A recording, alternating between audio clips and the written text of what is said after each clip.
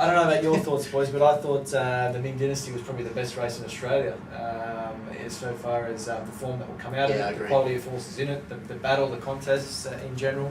Well, that was the race I was looking forward to in Sydney the most. Yeah, so. I think you can genuinely follow the first four with a hell of a lot of confidence throughout the spring. I was a rap for Caymans after he bolted in admittedly the slush last preparation, but his first up effort that on a good track was good. Yeah, it was. It was, and you like to see him do it twice, and he did it twice, and he looks an enormous a horse of enormous potential. He was completely underdone for this race. He's going to improve so much in maturity, in fitness. In everything. He's got an interesting pedigree which Suman can have a chat to but he's got a couple of good horses running around at the moment, Secret Savings. Yeah. Got Bank Robber running around, is that? No, that's not. Dash for Cash. That's Dash for Cash, you're right. Yeah, I'll leave the pedigree up to you, okay? Yeah, no, but I just think his was clearly the run of the race. He was wide. He was so wide throughout the race. He was wide facing the bruise. He had no cover either. Yeah. So it was an enormous effort. I tell you what, that jockey's copping a bit.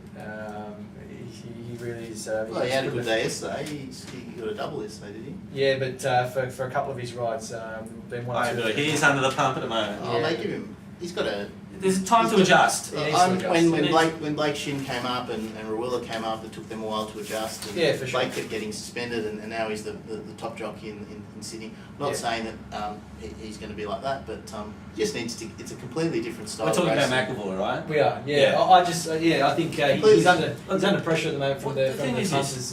When you're overseas riding in England or throughout Europe, they don't ride as tight as we do in Australia. Yeah. You know, there's here's the most competitive racing you'll see anywhere in the world. I mean, our riders ride extremely tight, and that's why they're always continuously clipping heels and falling, and it's very strong. Whereas over there, you know, they give each other such a wide berth, and they're covering 3/4 of the track. Smaller fields. Yeah, smaller fields. So I guess there's a time for him to adjust. Yeah, and look, prior to leaving, although he's won Melbourne Cups and he's won big races over here, he was predominantly a Victorian South Australian jockey. So he's coming to Sydney, there's an adjustment. There's an adjustment to the horses and that. He'll be fine. It's just in the meantime he's adjusting on good horses like Caymans who should have won that race. Well, no, I disagree. I think the winner is an extremely smart horse.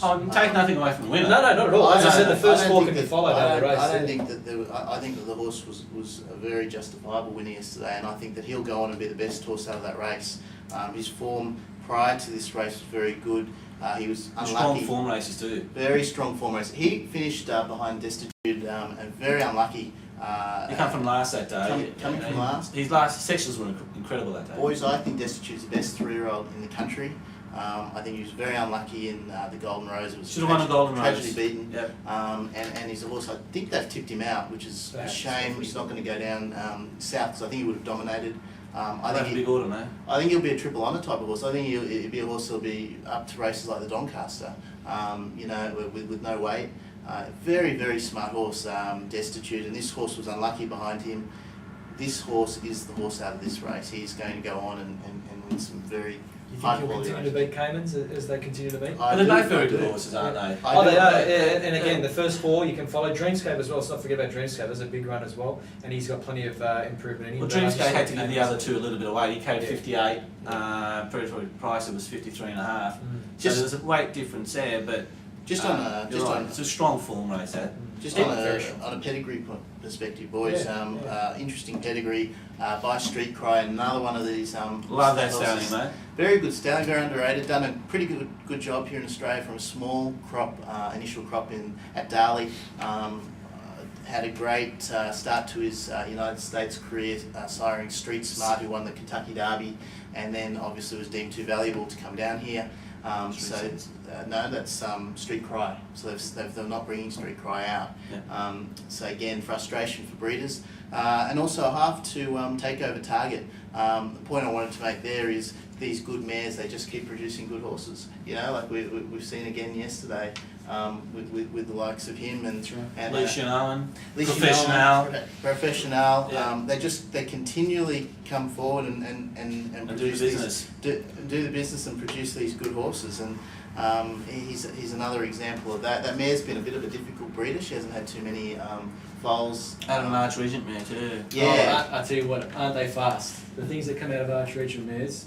He's got Plenty a of bit Arch Regent himself. Yeah. But I'll tell you what I like about Predator Price. It is a half to take over target, but I think he's got a lot more scope about him. He's a completely different. Well, he'll run in the spring champion. He'll run it. Yeah, I think he'll get 2,000 this week. Yeah. I agree. That's where he should be heading. Well, he races in that manner. He finished that race off, yeah. He's a very, very good horse. I actually was at the races on Tuesday and bumped into John O'Shea, and he mentioned this horse. He said, "You want to be on that horse on Saturday." He's a lock. He's an absolute lock. And give John credit. The horse, I backed him on the back of that. And Paul Murray's done a good job with him. Paul's done a good job. I mean, he's just starting out, and for a young trainer, you need to have a good horse that to kick you he'll off. fly his flag, won't he, for a little while, this bloke? Yeah, it will. He's going to get better, I think, next campaign too, because this is his first campaign. Yep. Outside of those boys, the other one worth mentioning was probably that Centennial Park by Thorn Park, incidentally.